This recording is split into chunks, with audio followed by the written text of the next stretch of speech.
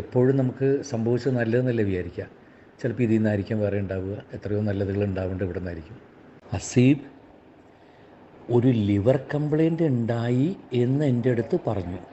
അതിൻ്റെ ഉണ്ടായി ഡ്രിങ്ക്സ് കാരണം ആശുപത്രിയിലാണ് എന്നൊക്കെ പറഞ്ഞു. എൻ്റെ എന്താ പറയുക, ഞാനിപ്പോഴും കണ്ണനോട് പറയും, എൻ്റെ ഒരു വാക്കിൻ്റെ പേരിലാണ് കണ്ണ ആങ്കിൾ അത്രയും പൈസ മുടക്കി കണ്ണന് വേണ്ടി കളഞ്ഞത്. എൻ്റെ ഒറ്റ വാക്കിൻ്റെ പേരിലാണ്, ഞാൻ എപ്പോഴും പറയും. അപ്പോൾ അത് കുഴപ്പമില്ല, പടച്ചോൻ തിരിച്ചു തരും. ഏതെങ്കിലും രൂപത്തിൽ ദൈവം എപ്പോഴും കൂടെ ഉണ്ടാവും. എപ്പോഴും നമുക്ക് സംഭവിച്ചത് നല്ലതെന്നല്ലേ വിചാരിക്കുക. ചിലപ്പോൾ ഇതിൽ നിന്നായിരിക്കും വേറെ ഉണ്ടാവുക. എത്രയോ നല്ലതുകൾ ഉണ്ടാവേണ്ടത് ഇവിടെ നിന്നായിരിക്കും. എല്ലാ പ്രാർത്ഥനകളും എന്നും ഓക്കെ. ബൈ ഹസീബ്. ഹസീബ് ഒരു ലിവർ കംപ്ലൈൻറ്റ് ഉണ്ടായി എന്ന് എൻ്റെ അടുത്ത് പറഞ്ഞു. അതിൻ്റെ ഉണ്ടായി ഡ്രിങ്ക്സ് കാരണം ആശുപത്രിയിലാണ് എന്നൊക്കെ പറഞ്ഞു. ഈ സ്ട്രോക്ക് ഉണ്ടായ വിവരം ഒരാൾ പോലും എൻ്റെ അടുത്ത് പറഞ്ഞിട്ടില്ല. ഞാനിപ്പോഴാണ് അറിയുന്നത്. ആരും പറഞ്ഞിട്ടില്ല എൻ്റെ അടുത്ത്. ഈ ഡ്രിങ്ക്സിൻ്റെ ഒരു കംപ്ലൈൻറ്റ് ഉണ്ടായി, ആശുപത്രിയിലായിരുന്നു, ഇപ്പം എല്ലാം ശരിയായി, കുറച്ച് ക്രിട്ടിക്കലായിരുന്നു എന്നൊക്കെ പറഞ്ഞു. ഈ സ്ട്രോക്ക് ഉണ്ടായ കാര്യം പറഞ്ഞിട്ടേ ഇല്ല കേട്ടോ. ഞാൻ ആദ്യമായിട്ട് അറിയുന്നു, പടച്ചോനെ. അപ്പോൾ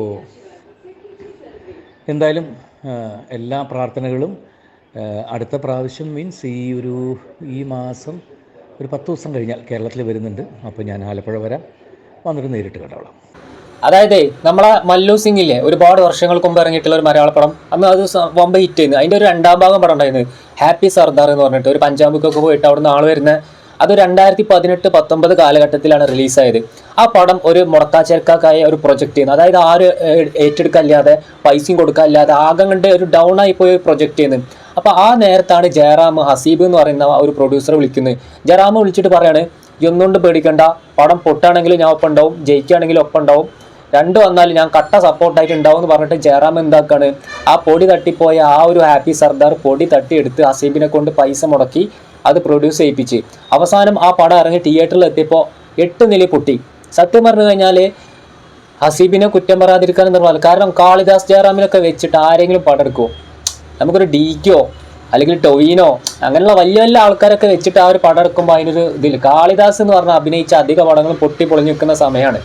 അങ്ങനെ ഒരു പടം വിജയിക്കാത്ത സമയത്ത് ഒരു അങ്ങനെയുള്ള ഒരു നടനമാണുള്ള ഒരു കഴിവൊന്നും കാളിദാസ് ഇല്ല. പിന്നെ ജയറാമിൻ്റെ മകൻ എന്നുള്ള ആ ഒരു കൺസിഡറേഷൻ, അപ്പോൾ പലരും അങ്ങനെ തന്നെ കേട്ടോ റെക്കമെൻഡേഷൻ കൂടെ വന്നിട്ടുള്ളത്. അതായത് അച്ഛൻ നടനായതുകൊണ്ട് മകന് നടനാവാന്നുള്ള കോലത്തിൽ തന്നെ മലയാള ഫിലിമിൽ അധികം ആൾക്കാരുള്ളത്.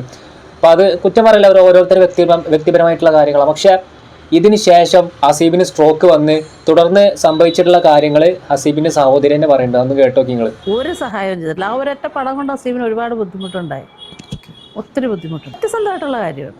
അല്ല, ആൾക്കാരത് വിശ്വസിക്കുന്നില്ല. പല ആൾക്കാരും പല രീതിയിലാണ് എടുക്കുന്നത്. എങ്ങനെയാ ജയറാമേട്ടനെ പോലെ ഒരു വ്യക്തി ഇങ്ങനെ ചെയ്യില്ല എന്നാണ് പല ആൾക്കാരും പറയുന്നത്. എൻ്റെ ഫോണിൽ ജയറാമിൻ്റെ വോയിസ് എൻ്റെ കയ്യിലുണ്ട്. ജയറാം ഹസീബിന് അയച്ച വോയിസ്. ജയറാമിൻ്റെ ഒരു വാക്കിൻ്റെ പുറത്താണ് ഹസീബ് ആ സിനിമ പ്രൊഡ്യൂസ് ചെയ്തത്. പുറകെയാണ് ഹാപ്പി സർദാർ ചെയ്യുന്നത്. അപ്പോൾ ഹാപ്പി സർദാർ തുടങ്ങിയപ്പോൾ തന്നെ ഞങ്ങളെല്ലാവരും പറഞ്ഞ ഹസീബിനോട്, ചെയ്യരുത്, പോയ പൈസ പോയിക്കോട്ടെ, ഇത് ശരിയാവത്തില്ല ഈ പടം. നമ്മൾ മനസ്സിൽ വിചാരിച്ചതുപോലെ തന്നെ സാമ്പത്തിക നഷ്ടം മാത്രമല്ല, അവൻ്റെ ആരോഗ്യവും പോകേണ്ടൊരവസ്ഥയുണ്ടായി. ജയറാമിൻ്റെ ഒരു വാക്ക്, ജയറാം പറഞ്ഞത് ജയറാം കൂടെ ഉണ്ടാവും. ഞാൻ ചോദിച്ചപ്പോൾ ഹസീബ് നേരത്തെ പറഞ്ഞ ജയറാമേട്ടനോട് പറഞ്ഞ വാക്കാണ്. നമ്മളെല്ലാവരും പറഞ്ഞത് ജയറാമേട്ടനോട് ഞാനൊരു വാക്ക് പറഞ്ഞു, അതെനിക്ക് പാലിക്കാതിരിക്കാൻ പറ്റത്തില്ല. അത് പഞ്ചാബിലൊക്കെ പോയാൽ ഷൂട്ട് ചെയ്തു. അപ്പോഴും എൻ്റെ ഹസ്ബൻഡ് പറഞ്ഞു. അപ്പോൾ പുള്ളിയും പറഞ്ഞത് പഞ്ചാബിൽ പോയിട്ട് വന്നിട്ട്, വേണ്ട ഹസീബ്, ജയറാമിൻ്റെ മോനെ വെച്ചല്ലേ ചെയ്യുന്നു, അവരെ ഒന്നും വിശ്വസിക്കരുത്. നമുക്കിവരെയൊക്കെ നന്നായിട്ട് അറിയാവുന്നു, വർഷങ്ങളായിട്ട് അറിയാവുന്നത്. ജയറാം എപ്പോഴും വരുമായിരുന്നു. അതിൽ പോയാൽ അവിടെ വന്ന് ഭക്ഷണം കഴിക്കാതെ പോകത്തില്ല. ഭയങ്കര സ്നേഹമായിരുന്നു. ആ ആള് ഈ പടം ഫ്ലോപ്പായിട്ട് ഒന്ന് ഫോൺ ചെയ്ത് പോലും ചോദിച്ചിട്ടില്ല. സാമ്പത്തിക ബാധ്യതയുണ്ടായി, അവന് സ്ട്രോക്ക് വന്നു, മരണത്തിൽ നിന്നാണ് രക്ഷപ്പെട്ടു വന്നത്. ഒരു ആലപ്പുഴ വഴി പോയാൽ ഹസീബിനെ കാണാതെ പോകത്തില്ല. അപ്പോൾ ജയറാം പക്ഷേ ഒന്ന് ഫോൺ ചെയ്യാനല്ല, ഒന്ന് കാണാൻ പോലും വന്നിട്ടില്ല. അപ്പോൾ കണ്ടില്ലേ നിങ്ങൾ, ഇതാണ് സോഷ്യൽ മീഡിയയിൽ കൊട്ടിഘോഷിക്കപ്പെടുന്ന ഒരു നന്മമരത്തിന്റെ യഥാർത്ഥ മുഖം. ഇത് ആദ്യത്തല്ല. അപ്പം കുറച്ച് ദിവസം മുമ്പാണ് പിഷാരടിൻ്റെ ഒരു ഓഡിയോ ലീക്കായത്. ഒരുപാട് സമൂഹത്തിൽ മാന്യന്മാരാണെന്ന് ധരിച്ച് നടന്നിരിക്കുന്ന ആളുകളുടെ യഥാർത്ഥ മുഖങ്ങൾ ഓരോന്നോരായി തകർന്ന് വീഴാൻ തന്നെ പറയേണ്ടി വരും. അല്ലെങ്കിലും അവർ പറയുന്നത് അസീബെന്ന് കേൾക്കണ്ടേന്നോ? ഒരു കാളിദാസ് ജയറാമിനൊക്കെ വെച്ചിട്ട് ഇത്രയും പൈസ മുടക്കാന്ന് പറഞ്ഞാൽ ചില്ലറ ധൈര്യമൊന്നുമല്ല. അത്രയും അട്ടർ ഫ്ലോപ്പായി നിൽക്കുന്ന ഒരു ആക്ടർ.